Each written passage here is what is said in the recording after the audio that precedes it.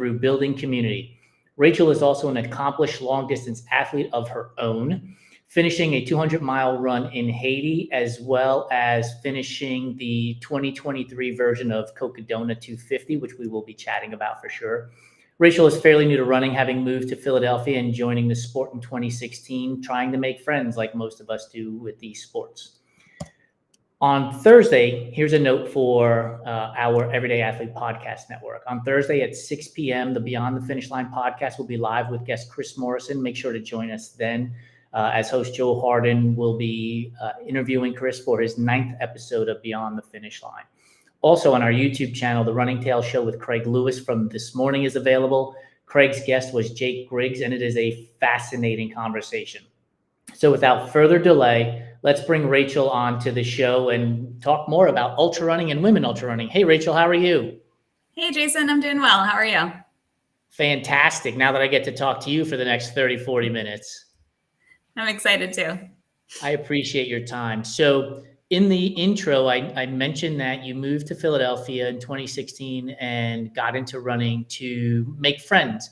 Was that the only catalyst for getting into running? Were you running where you previously lived and you were looking for friends, or were you looking to get into the sport brand new in 2016? Yeah, I think running had always been something that I did to stay in shape for something else. So I grew up until I got to college. I danced competitively, so you do some cardio to stay in shape for that.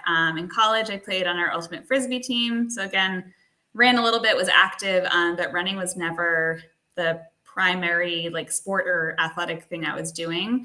Moved to Philly, played a little bit of frisbee, wasn't feeling like I wanted to stay competitive with that, and was looking for a way to stay active and meet people. And Philly has such a vibrant run club scene and run community that started going to one, and you meet someone there, they tell you about their club, and then all of a sudden you're involved in 5 or more clubs. So it was a great way to meet people in a big city where it can be hard to feel like you have that community. So while Philly can be very big, the run community makes it feel pretty close-knit and small, which is great. So we're going to talk about women in ultra running eventually, but did you get started in road running and then find your way to ultra running, or were you straight into ultra and trails? Yeah, it definitely started with road running. I signed up for my first half marathon the end of 2016 with some friends from college. So we went and did it's no longer in existence, but the Rock and Roll Brooklyn half. So that was my first exposure into that. And then I think about a month or two later, I did the Philly half. So definitely got hooked pretty quickly. I think it took a little while to get more into the trail running. I'd done a marathon or two. There's a great group here in Philly called Chasing Trail that runs on some trails in the Wissahickon. So came out with them a little bit. And I think for me, it just snowballed. You just hear people who are going on these amazing adventures. Like they run a marathon, and then you hear about, well, what are trail marathons? What are ultra marathons? And I'm very curious about all of those things. So I definitely just kept ticking those boxes until I really found my love in the sport in ultra running, but it took a little while to get there. What was the thing about road running first, and we'll talk about trail running second, that you were like, okay, I did this Brooklyn half, now let me do this other half, and now let me do this other half? Like, was it, I really enjoyed myself and I want to be better and see if I can be faster, or I really enjoyed the training and why not cap it off with a race? Like, what was the catalyst that kept you going from half marathon to half marathon back then? I think I just like challenging myself and seeing how far I can go. And I think, again, that's probably why I got into ultra running. But it is just cool to see when you think there's no way I could finish a half marathon. Like you think 13 miles is so far, and it is far. Finish that, and you're like, well, okay, marathons exist. How? So I always had that question after pretty much every race of like, well, what else is out there? Or if it's not a local marathon, what's a marathon I could do where I get to see some really beautiful sights and go on an adventure? So I think that version of pushing myself, I'm not the fastest runner. That wasn't what enticed me into the sport, with how to go or what adventures can I take myself on. What's the best place you've run a road event at? A road event. I feel like my favorite road event experience, the Philly Marathon they have 3 races their weekend. So they have a half marathon, an 8K, and a full marathon. And a few years ago, they have a challenge where you can do all 3. So that was a really fun adventure. It wasn't, they weren't sites that I don't normally see running in Philly all the time, but just being part of that energy and that crowd support in every single race was a really unique way to experience it. I don't know if I need to do it again because I really do like cheering and being a part of the weekend in a different capacity, but it was a really cool experience to do and to say, I've done that like very Philly kind of challenge. Yeah, the Philly half, I think, was my second half marathon because I was born and raised in New York, and I did a Westchester half, and then I did the Philly half as my second one. And it was an experience, running down by and I'm going to butcher this, the Schuylkill River, I think is how you pronounce it. Close. But it was Schuylkill, but super close. It's hard. It was an experience. And to your point, like, there's so much out there, right? That going back to do the race would be cool, but it's probably not priority, which leads me to getting into the trail running. So you're doing this half marathon, you're doing this road running. What is it that you see that says, hey, let's just go try this trail thing. Let's see what that's all about. I really think it's the adventure of it.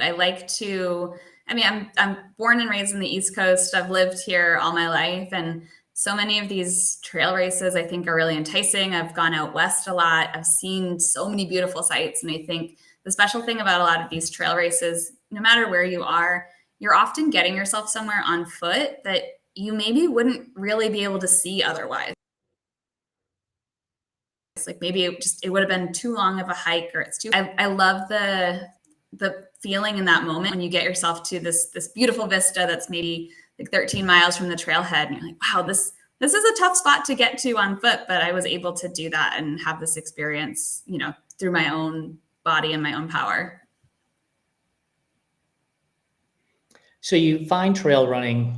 Does trail running automatically just lead you into ultra running then, and going past the marathon distance, or was it a buildup? Okay, I'm going to do a half on the trail, then a full on the marathon on the trail, and now let's go to the 50K or further distance.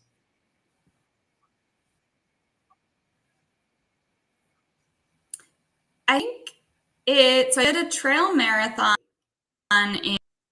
in Ithaca, New York. That's where I went to college.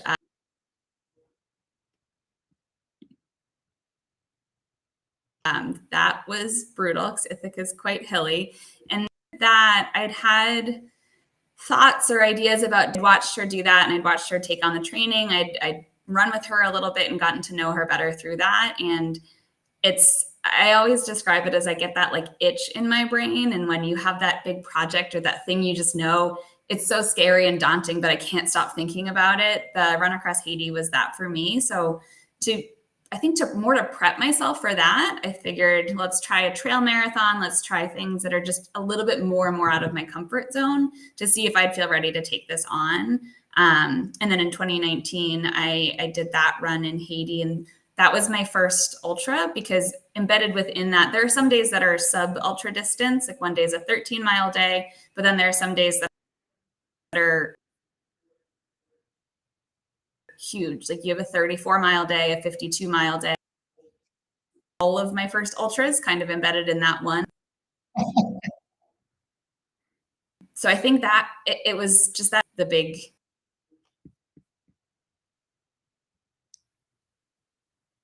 that got me towards from more traditional distances and trail running. Do you ever think about going back to road running and shorter distances?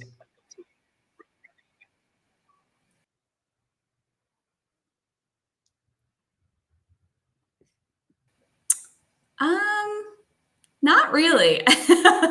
I think I prefer the further ones. I think I've only ever just continued to see what I can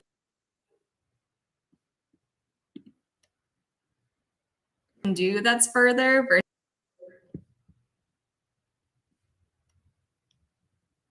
versus shorter.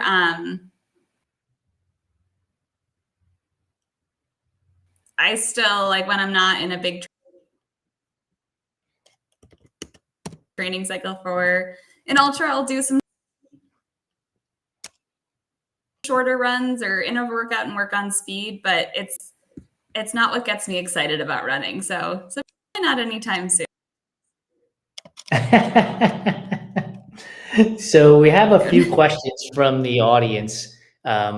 One of them is, what type of race do you prefer, and why? And clearly you mentioned going longer, but why? Is it because it's a challenge, or you get to see more things, or what's the rationale for why going longer? I think it's the challenge of it. I think I really like to see who I become when I get to that place. I think so many of us have experienced that in ultras, and I think especially the 100 or 100 plus mile distance, you really learn a lot about yourself and who you become in some of those tough moments. And I always think I come to that from a very a place of definite privilege, where I'm lucky in my day-to-day life. I don't experience a lot of those strong feelings of hardship or adversity. So being able to challenge myself and see who I become in those moments, and it really teaches me a lot about myself that I'm able to bring back to my day-to-day life, that when some of those more minor inconveniences honestly pop up, I feel like I'm able to handle them with a little bit more grace, because I've learned I can struggle through something really difficult. I can struggle through something really hard and keep going. So I think those longer and longer distances start to teach me that about myself, which I think is really important and helps me be a better person when I go back to just a little bit more of the monotony of day-to-day life when you get back from some of those ultras. So you finished the 200-mile race in Haiti, and then you decide to register for Cocodona. Two vastly different scenarios, right? One is a stage race, various different distances on various different days. And now one's going to be continuous multi-day race. Why leave the stage race and go to the multi-day event like Cocodona? What was the draw that Cocodona presented to you that you were like, register? Yeah, I think it was definitely a gradual build. I finished the 2019 run across Haiti, and then was registered to do that in 2020. And everyone knows what happened with 2020, so we didn't go back. And then unfortunately, since then, we haven't been able to go back. That it just hasn't been quite safe enough for us to return to Haiti. So I really had to stop and think, do I want to continue with ultras at this point? It really had been, the drive was that specific run. And then thinking about, well, what could I do here more stateside or more locally? So I did my first 100, pretty local to Philadelphia. Then at that point, I think that was 2021. So I'd watched that inaugural year of Cocodona, which I now found out that you were part of, and I watched that live stream, yes, and was just so wrapped into that. I remember watching Maggie finish, and I was glued to it. And I really didn't know anything about distance. I didn't even know 200 milers were a thing, but I couldn't stop thinking about it. The course just looks so beautiful. The coverage that Aravaipa does is just incredible. So then I had that itch in my brain. So it was stuck there. I kept thinking about it. I talked to my coach about 2022, if he thought I would be ready. I'd worked with a coach to train for my first 100. And I was kind of told I could go for it if I wanted to, but if I really wanted to have the most successful race I could, to continue to train through 2022 and then see if I still wanted to go for it in 2023. So that's exactly what I did. Took on some more races, just really continued to hone in on ultra running, and then hadn't stopped thinking about it. So end of 2022, reached back, or talked to my coach about it again, and got the go ahead of, it's going to be tough, but I think we're in a better place to make it a more successful race. So that was kind of the progression towards that in 2023. But I just think Aravaipa does such a good job of showcasing their races, and I could not stop thinking about it after I saw that first live stream in 2021. For everybody who says marketing doesn't work, it clearly does. Yes, I'm a sucker for a good race video. We'll talk more about Cocodona in a moment, but I want to talk about the training leading into it. So you're training for hundreds, and now you're training for 250. You've already run across Haiti 200. Was the training that much different between training for a 100-miler versus Cocodona and 250 miles? Not a whole ton. I think, and I think that's something I really try to emphasize to folks. You know, even jump from marathon distance to maybe a 50K or 50 miler, the training doesn't increase that much because, like, as you know, we can only ever run so much during the week when we all have lives and other responsibilities. I think the biggest differences were we had some much longer, like back-to-back days, doing some like 1 or 2 more overnight runs. And then another big one was really just doing a lot more of my long runs at what we'd call like 200-mile effort, which for me is, you know, about 50% running and 50% hiking. So it was full pack, poles, all the gear on, like carrying that 10, 15 pound pack and run hiking. And that's been, you know, more of my speed when I'm training for those 200. So that speed, I think, was one of the biggest differences, and kind of getting in that mentality of you do need to slow down, because if you go out guns a-blazing to a 200, it's probably for most of us not going to go super well. So really being comfortable, knowing your plan, and slowing down was a big difference.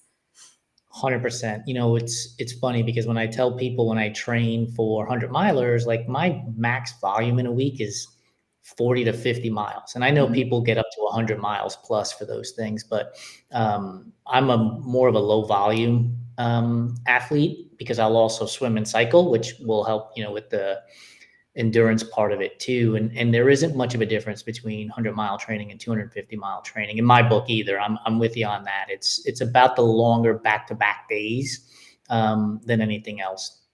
So I know I can answer this question really easily for myself, but I want to know your answer. At what point during the Cocodona event, if you had one, were you like, holy mackerel, this is really hard, much harder than I anticipated?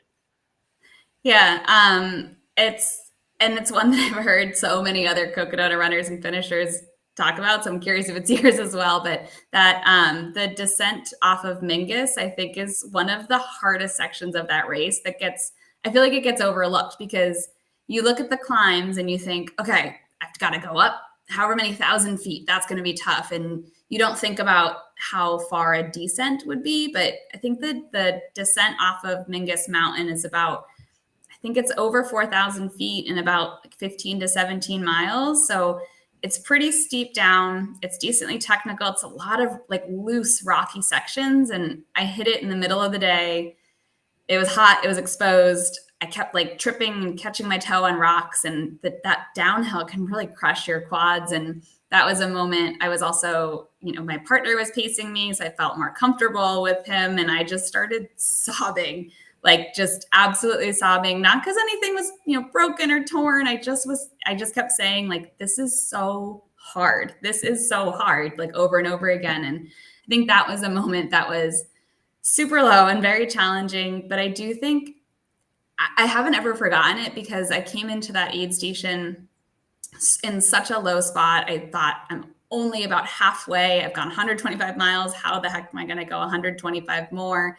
And I had to really stop and think, like, what was my race going to be? I left that aid station, and I usually am not very well fueled by like angry energy, but I was so frustrated that I just put my head down and I ran. I think it was maybe like 8. It was a short section, maybe about 8 to 10 miles next aid station. I was dropping like 10, 30-minute miles, just cruising, and all the pain in my feet went away. All of the frustration started to just like melt away. And it's been a moment that I bring with me in other ultras, in just other moments in life, of like, you can feel so low and like everything is impossible and everything is so hard. Like, I kept sobbing, but then you can turn it right around, and there's so much more within you and within all of ourselves that I don't think we always know. So lowest moment led to one of my highest moments, and also just such a great lesson that I would never have learned otherwise. Yeah. So for me, I had the opposite reaction going down Mingus.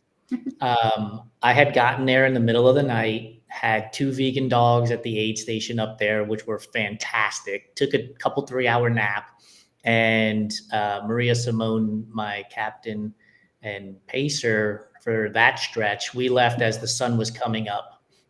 There's an article on our website called Take a Chance, and that's a picture of me getting ready to go down Mingus as the sun was rising. It's on that article. And I flew down that section, and I had a blast. Like, I had so much fun going down that section. For me, the worst part, and I think it's only because it was the inaugural year and nobody knew what to expect, but going up Lane Mountain at the very beginning was brutal. And I remember sitting there, a buddy of mine and I were doing a race, and we sort of vowed to stick together until the first aid station at mile 70, 72, whatever that is. And I remember thinking to myself, how am I going to tell the crew and the pacers that I'm dropping out on day one in like the first 7 hours of this event? Like, this is so hard. But we made it through, and we got through there fine. Another part that I did not enjoy at all either was when you leave Jerome, that first descent, when you leave Jerome and it's like sandy and broken bottles and rocks, and it's like awful. So steep. Yes. Yeah. Yep. Like, I slid down there a few times, because you're exhausted. I'm like, holy macaroni, man. Like, how much harder can this event really get? But it is one of those things, like you mentioned earlier, like, you learn a lot about yourself in these events, and you go through this process of learning. We have a whole bunch of questions on here. One of the questions on here is, what would you say to someone if they wanted to get into long distance? Should they start small? Should they start at the half marathon distance, full marathon, and then work their way up? Or, you know what? If you train properly, you can jump into a 100-mile, 200-mile event. What would be your advice? Yeah, I think the biggest thing that should drive like what races you're choosing to sign up for, the distances we want to run, should be, our motivation and like the why behind it. I think if we're going to take on a 100-miler, we should run over 13 miles, like a half marathon in training. But I don't think there's any reason that if you haven't raced a half marathon, you couldn't work your way up to running 100. If that 100-mile distance, if that ultra distance is what is driving you and you're passionate about it and you really want to do that, you can absolutely build up to that. If we're starting from not a whole ton of miles, then we may want to gradually increase that through our training. But I don't think that we need to start and work our way progressively through races. I think it's more about working your way progressively through training. And I am a huge proponent. I work with a coach. I've worked with them for the last 3.5 years. I'm a coach myself. I think looking to coaches and mentors and people in your community to help with some of these things, if you're looking to make a big jump, is really important. But yeah, I think if you want to go for it and that's what's important to you, and a half marathon isn't going to do it, we don't need to do that necessarily. I don't think it has to be that incremental. I think you nailed it. I think it's the why. Like, why are you doing these things? What is the rationale for getting involved in these sports in any form or fashion? And a strong why can guide you, and then understanding patience, right? To your point, if we're going from couch to 100 miles, it's going to take a little bit more time than if you have a base as a marathoner, for argument's sake. One of the things you mentioned was mentor, and that immediately made me think of your organization, Women in Ultra Running.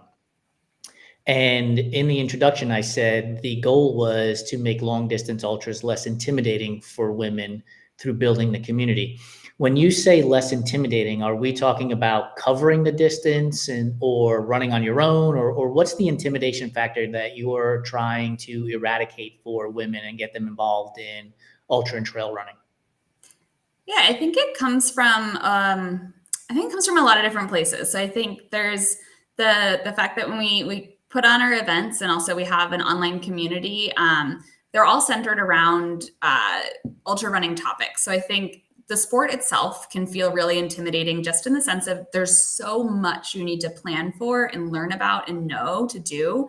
Like you can muscle your way through a half marathon, probably even a marathon. It may not look pretty, but you could hypothetically not really fuel and just grit it out. But when we start to get to those ultra distances, you really need to know what you're doing in terms of nutrition, maybe sleep strategy, in terms of mental strategy. We may be introducing new pieces of gear like packs. And there's so much that people are just like, I don't know even where to begin. Like, how does someone even start learning about that? So I think helping to decrease like that barrier to entry by making it feel less intimidating, because if you come to one of our events, it's all themed around a different topic. So we'll do one on, let's say, mental strategy. We'll go for a trail run, and then we'll have a topic discussion. We'll answer questions. I'll bring in, experts in my local community for our events to talk about those different things. And then we have this online platform where someone can hop back on afterwards and say, hey, I have a question about what came up, or I've been struggling on some of these long runs to keep a good mantra in my head. What should I do? Just so lowering that intimidation and that barrier to entry. I also think by creating like a community of women, both locally in Philly, and then as we start to continue to grow, if you go to a race and you see someone from Women in Ultra Running or someone that you've met online or in person, it helps to also lower that intimidation factor. So, right now there's the average for 2023 for female participants in ultra marathons was about 31%. So you're still going to likely, as a woman, show up to these races and see fewer people who look like you than who do. There are going to be more men there. So if you have a friend or someone from our community there, you're going to feel more welcomed and more accepted within that space. Also, there's continually a lot of work to do to diversify in many other areas, and also hoping to continue to try to partner with other groups to help welcome women of a variety of backgrounds into the sport. So Native women, BIPOC women, LGBTQIA women, and making sure that we also expand that inclusion, not just to mean women, but all women. So I think having that, and then I think having conversations, and this is an area we're looking to grow and expand in with race directors and race companies about ways that we can make ultras feel less intimidating to women, whether that's through marketing. And I know personally, I am not always drawn to the toughest race out there just so I can do the toughest race. I like to know other things about it. Like, what are the beautiful vistas I'm going to see? Do we have some really cool aid stations with themes and food that are going to make it fun for me? Also marketing, like that you have pregnancy deferral policies, that you have period products available, considering if we look at your Instagram feed for a race, who am I seeing at the start line? Who am I seeing featured? Are we just talking about the fastest finishers, or are we talking about the back, the mid pack? Are we really featuring everyone? So that way, when you show up to an ultra as a woman, you feel like you're accepted and you feel like you see yourself there and are included. So I think it's two-part in lowering the intimidation factor, or that barrier to entry for how the heck do I run an ultra marathon, and then also lowering that intimidation factor of like, if I show up, am I going to be just so scared and feel like I'm the only person who looks like or feels like me at this race? So both of those things go together and through a lot of different areas, and definitely still trying to balance and juggle it all right now. But those are areas we're looking to advocate to change and to help more women feel included. Yeah, there are a lot of obstacles in trail and ultra running from a physical and mental standpoint in terms of performance, that the gatekeeping part of it makes it even harder, right? And to your point, some people may not purposely be gatekeeping, but to your point, if the pictures are of here are the top three finishers, here are the top three finishers, and there's no imagery of middle, back of the pack people, that's gatekeeping in a sense, and it may prevent people from registering for an event. You mentioned potentially growing, but before we go to that part there, are you conducting trail running, group runs in Philly today? And then people can join from all across the country and be part of like a Zoom conversation type of thing as well?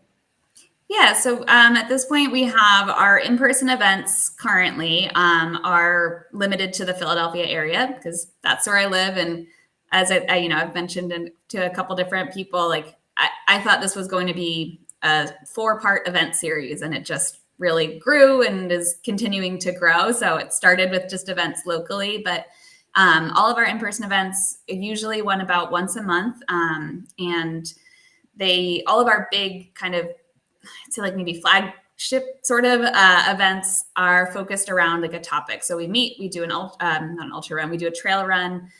usually between like 60 to 90 minutes. And then we have a topic discussion, again, to learn more about the ultra world and answer questions people might have. Then kind of happening simultaneously within that, it's a platform called Halo, Heylo. The link's in our Instagram to join. People from all across the country, Philadelphia and otherwise, can join this platform. So it's a community of women. I think we have about 150 people part of the community right now online, can join, and then they have access to a variety of different chat forums. So you can join whichever chat forums you want. We have some more local ones, so just to talk about Philadelphia events. And then we have ones for mental strategy. We have a chat forum to find training buddies in your area. We have a chat forum to talk about races. If someone wants to know more, has anyone run this race before? What's the vibe? Am I going to like it? All of that exists there on that online platform. And then we have been offering a few more virtual events as well. So open to all across the country. We have a series, it's every other week, called Off Trail, led by 2 mental health therapists. And we talk about a variety of topics. Sometimes if it's a local race, we'll do a pre-race like mental shakeout call. We've done a call on menstruation and ultra running and ways to just process running on your period, and just different topics that kind of thread and weave within ultra running and mental health. And we're currently in the middle of a 2-part series, virtual event on strength training for ultra running. So definitely having some virtual events going simultaneously with the in-person events. And then, hopefully, I don't know the official details yet, but working on expanding to try this concept out in a few more cities. We've got a few things in the work. So I think, to me, seeing the response here has been just absurd and unlike anything I could have expected. And the more I thought about it, I was like, well, if this could exist in another city, then more women in that city are going to be able to have the tools that the folks in Philadelphia do, or women signing up races. And that's how you continue to like raise the tide and see more women at these ultra events. So it seems like it's a huge undertaking, but when I thought about it, it seemed to be a natural progression. So people can find you on Instagram at Women in Ultra Running. Where else can they find you? Do you have any other areas that they can go and get more information? Yeah, website is in the works, and all of this to say this, I work a variety of part-time jobs, and this started in January, so it's just snowballed in the best way. So a lot of things are currently in the works, but best ways to find us would be Instagram at Women in Ultra Running, and then join us on Halo. So Halo, the link will be in our Instagram bio, and that's where you have access, like we were talking about, to all those different chat forums. And it's, Instagram is a wonderful community, but it's a big community and it can feel very transient. I think our Halo community, that's where we have about 150 members. It feels a bit more close-knit, and you can really get to ask some of those maybe more personal questions. You can get those deeper connections through there. That's also where we have all of our events posted. So you can register for in-person or virtual events through that.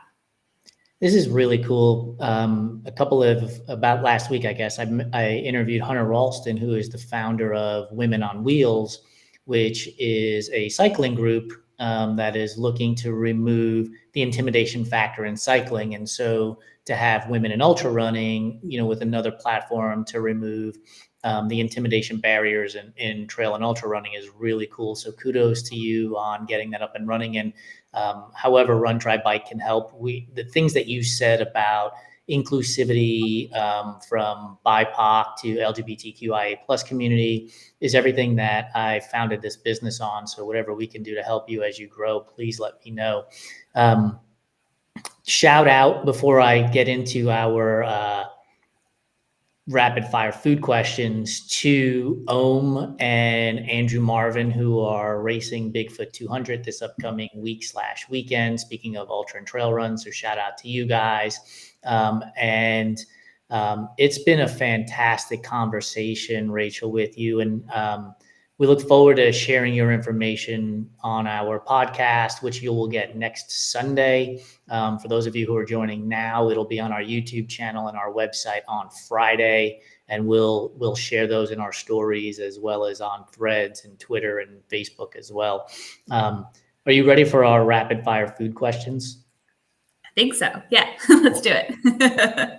So we talked in the green room that your Originally out of Boston, you've lived in New York, and now you're in Philly. Which of those three places has the best pizza? Don't get this That's a hard question. Oh gosh, I feel like it's whatever I say is going to be controversial to whoever lives. I'm going to say Philly because I've lived here more. I've had more pizza here. Ooh, please don't, no one kill me for that. There's We just lost the entire New York following. Yeah, the live stream closes. Yeah, I think so far Philly, but please show me otherwise or places that I should get pizza at. I will message you. I've had great pizza in Boston and North End last summer. It was fantastic. If you ever find your way to New York City, Tavola on 37th and 9th in Hell's Kitchen is probably my favorite place to get pizza in New York. That's not one of those pizza closets, and I call them a pizza closet. Like you walk in, it's $2.99 for 2 slices and a Coke, and it's just a pizza oven in there, but a little bit more of a fancy style pizza, Tavola on 37th and 9th in Hell's Kitchen. So we're talking pizza. Pineapple on pizza, yay or nay? I do. Okay, these are not rapid fire answers. My answer is yes, but I'm like sadly somewhat allergic to pineapple. So like I can't have it, but when I have had it, I like it. So I'm going to say yes as a concept, no for me because I won't feel very good. This interview is not going as well as I had hoped. You didn't choose New York pizza, and now you're putting pineapple on it too. I'm sorry. Oreos. When you purchase Oreos, are you going the OG style? Are you going double stuff? You're going with this abomination they call Thins, or the devil dog packaged as what they call a cakester? Oh, original, but also me and my friends really like to buy all of the like insane flavors that they've come out with recently. So like original, but I'll always try like carrot cake or like Sour Patch Kid. Like I'll try the weird ones. I won't always like them, but original stuffing, I will try the weird flavors. Have you tried the Pop Rocks one? No. What? This is where you come to get the real insight on food, especially if it comes to carbs, candy, and cookies. Yes. We are it. Yes, try the Pop Rocks one. Okay. All right, I will. Licorice. Are you a fan of licorice? Yes. Black or red? Red. Red Vines or Twizzlers? Twizzlers. You know, it's interesting. More people than not have chosen Red Vines over Twizzlers. Huh. I don't know why. For me, it's candy, so I'm going to eat it. So I'm good with it either way. But I'm not a fan of the black. The anise flavor is not for me. Peeps. Are Peeps a real candy, or are they just a marshmallow covered in glitter dust? I think the second one. I don't know what I would call them as a food category, but I don't think of them as candy. Yeah, there's some kind of marshmallow. Yeah, covered in glitter dust. They're terrible. And here's the funny thing. You can be controversial here. Like, give me your hot food takes. It's okay. I let my hot food takes fly, although most people think they're wrong. What I will tell you about Peeps that we've heard, which I think is absurd, is that you should let them get stale. And my reaction has always, exactly, yes, that face is exactly right. My reaction has always been, so I'm going to take something that's bad, make it worse, and somehow it's going to taste better? Like, that doesn't make sense. Yeah, then that's just like not a good food to start with if we have to make it go bad to be good. Yeah, something's wrong there. Candy corn. Is candy corn a real candy, or is it just earwax covered in sugar? I'm going to go real candy. I legitimately like candy corn. I eat the little section by section. Yeah, big fan. You're like nibbling at the yellow part. Color by color. Yes. You line them up and make a wheel, like a Trivial Pursuit wheel, so that they're all facing, and then you pick one off at a time. Oh, well, I haven't yet, but I might have to try this. I don't buy it other than Halloween, so come October, I might have to get some and try that. My eating habits when it comes to things like this are what we'll call strange. So when I eat M&Ms, Like I align them by color, and then I eat the lowest number of colored M&Ms to the largest number of colored M&Ms. So like if there's one brown, two red, I'm eating the brown one first, and then I eat the two red. It makes no sense in the world. They all taste the same, but this is my move. Yep. If it works, it works. Creamy or crunchy peanut butter or nut butter if you have allergies? Creamy. That's the only answer I'll accept. Crunchy is no, the texture is wrong. When you make a peanut butter and jelly sandwich, do you put peanut butter on one slice, jelly on the other, and then smash them together? Or do you put peanut butter on one slice, jelly on top of the peanut butter, and then smash the other slice over top? The first one, the two each on a bread and then bread together. The other one's wild. I also watched my friend make a peanut butter and jelly sandwich she wanted half and the other person wanted a half. And I watched her put jelly on half, peanut butter on half on both, and then put it together. We all were like, what is your brain doing? So yeah, the first one, because I think that's, again, the only way to do it. It's a lot of work. Yes, it's so weird. There's a lot of math involved there too, right? Like, okay, this half had peanut butter, so I got to make sure when I flip it over, the jelly smashes on top of the peanut butter.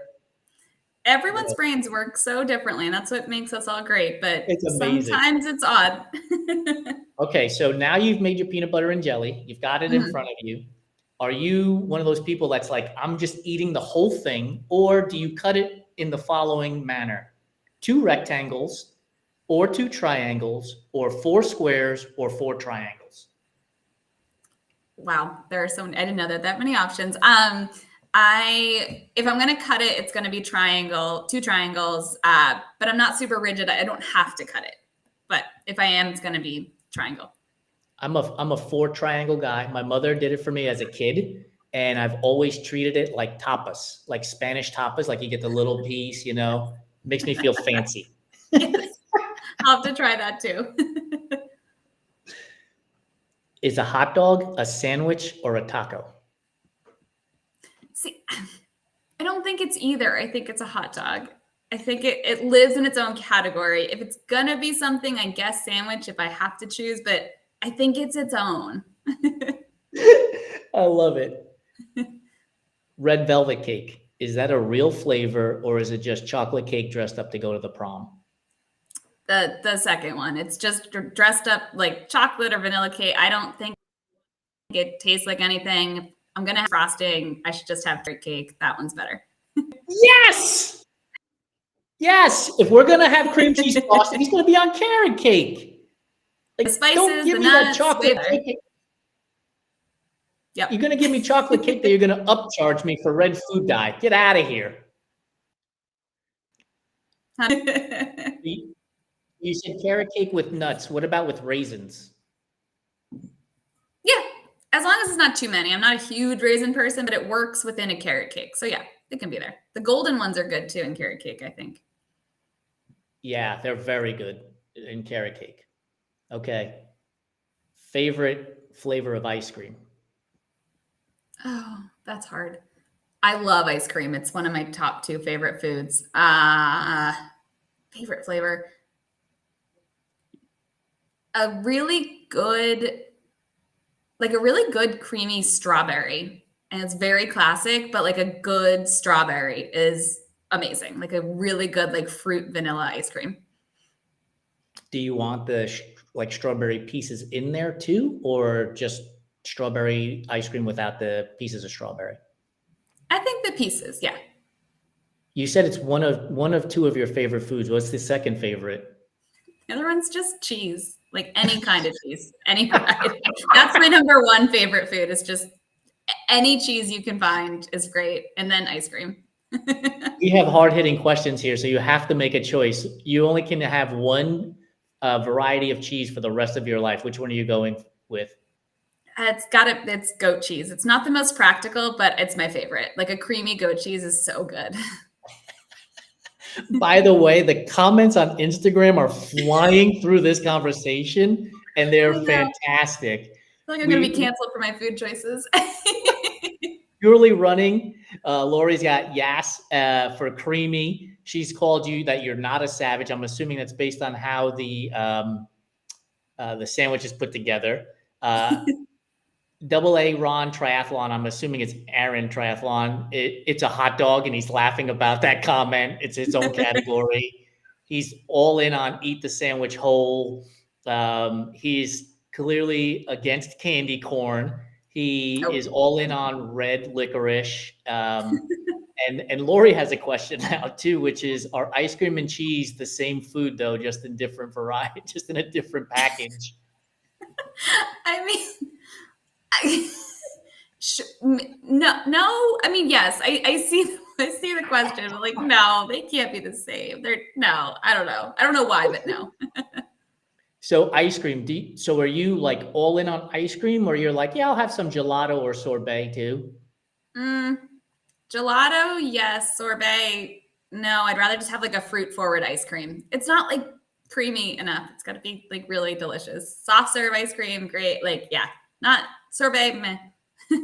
You are my people. We're all in on this together. We're gonna have to start our own food podcast at some point. Absolutely.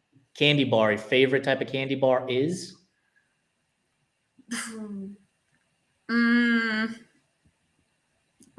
Would a Reese's count as a candy bar? Yeah. Yeah. Like Reese's cups then. So are you one of those people who's like, yeah, but I really love the Christmas tree or the jack-o'-lantern Reese's over the Reese's you get every day of the rest of the year? No, I think the everyday ones are actually better. I feel like the way they crinkle, like the outside, is better. It works better with this is insane to say. It's better. The regular ones. It's like a firmer chocolate, and it's better. I stand by it. It cracks me up when people are like, no, the jack-o'-lantern is way better. I'm like, it's the same shit. What are you talking about? Do you freeze the Reese's? I've not frequently, but I've done that, and that's good. I do freeze Thin Mints, like the Girl Scout cookies. Yes. Those are good in the freezer. I always do that. I freeze one sleeve and I keep the other one unfrozen. I always pronounce him correctly, but the coconut one, I don't know if it's Samoas or Samosas or whatever it is. But I love those frozen too. Like, cause then as it thaws out, that coconut hit is just unreal. Okay. Pumpkin spice or apple cider? We're getting close to fall. We're creeping up on fall. So are you going pumpkin spice or apple cider? Apple cider. Yes. I walked into the grocery store the other day and they had all the pumpkin shit out already. And I was like, come on, man, it's too soon. It's far too hot for that. It's just too warm for savory flavors like that right now. So speaking of savory or sweet, you can only eat one variety of flavor for the rest of your life. Are you going savory meals only or sweet meals only? Oh, I'm inclined to say sweet because I'm definitely more of a sweet person than a savory person. But for the rest of my life, that's hard. I'm just going to stick with sweet. I'm not going to overthink it, but that the rest of my life thing definitely gave me pause, but let's go with sweet. Nice. So every morning it's like apple pie or like Lucky Charms cereal every morning, sweet. I guess now it sounds gross, but I guess that's what I'm going with. Sure. I'm like, no, but okay, I said so. Lori has corrected us or corrected me and has said that the ratio of chocolate to peanut butter is different in those special varieties of the jack-o'-lantern and Christmas tree. And I do believe they have a heart-shaped Reese's that comes out for Valentine's Day. And for those of you who don't know about this, go check out our Food Fight Friday that we did for Easter candies, and Athletic Haiti talked about this, and it was hilarious. Okay. Chocolate chip cookie or oatmeal raisin cookie? Chocolate chip. That's easy for me. Oh, really? Yes. Man, you were on a roll until then. Chocolate chip cookie. So do you like going like chewy, or do you go to that hard brick style, like Chips Ahoy, that hard one that you got to dip in the liquid to soften it up? Definitely chewy. Fresh baked, or are you like, I'll just get the Nestle package, cut up the cookie dough and drop it in the oven too? fresh baked, but I'm not a baker. So if someone will make me them, absolutely that. Pop-Tarts, frosted or unfrosted? Frosted for sure. Favorite flavor? I think just like frosted strawberry, classic, but good. Not trying to do too much. Yeah, you're in on the strawberry here. Strawberry ice cream, strawberry Pop-Tarts. Yeah. Last question for you. Brownies are baking. They're getting ready to come out of the oven. You can smell them. You know they're going to be good. Are you going to the edge so you get a little bit of crust, or you go to the center and get the ooey gooey piece? Edge. A little bit of crust, but still like some gooey because it's sort of in the middle. Yeah, definitely edge. Are you putting nuts on your brownie? No. I would eat it, I guess, but no. Better without, I think. You're an ice cream fan, even though you chose strawberry. I'm presuming strawberry doesn't go on top of your brownie. What flavor of ice cream would go on top of your brownie? I think just like a classic vanilla, like a really good vanilla. Maybe there's some caramel in there, but yeah, a vanilla for sure. Are you a fan of coffee? Yes. Okay, so here's what you need to do the next time somebody either bakes you brownies or Betty Crocker's coming out of the oven. Take a piece of the brownie, put it in a coffee mug, then top it with coffee flavored ice cream. And as you're eating it, you're essentially making a mocha. And as the chocolate melts, you end up with nothing more than what becomes an affogato at that point. And it is phenomenal. It is the greatest thing since sliced bread. That absolutely. I'm gonna do the wheel of candy corn. I'm gonna do this, and then I'm gonna make fancy tapas style peanut butter and jelly. I got so many things to try. My mother would be so happy to know that other people are joining in on the tapas peanut butter and jelly. Pinkies up eating sandwich. You gotta. It sounds fun. Well, we mentioned bread earlier. So favorite variety of bread, flavor of bread is? I don't know if this is exactly where we're going, but it is bread. Like a rosemary focaccia is so good. Yeah, That like one. for me, there is none that are out, right? Like I love bread. Like I could just all of it all the time. People laugh at me when I say, go to a bakery, grab yourself a walk around baguette. And they're like, what the hell is a walk around baguette? And I'm like, you literally buy a baguette and then walk around the city eating it. Like it's phenomenal. Can't go wrong. So I'm familiar with the concept, haven't tried it, adding it to now my list of things to do with food. Your to-do list, besides running, women and ultra running, is like a mile long now with all the food choices we've discussed. I'm excited. Rachel, thank you so much for joining me on our Fireside Chat. It's been a blast talking with you. We're looking forward to seeing women in ultra running grow and expand and knock down those barriers and obstacles and gatekeeping to get more and more women into the trail and ultra scene. Thank you so much for doing what you do. Thank you. I really appreciate y'all having me on too. It really helps just to grow what we're doing, and I super appreciate you guys reaching out. This was a ton of fun. Awesome.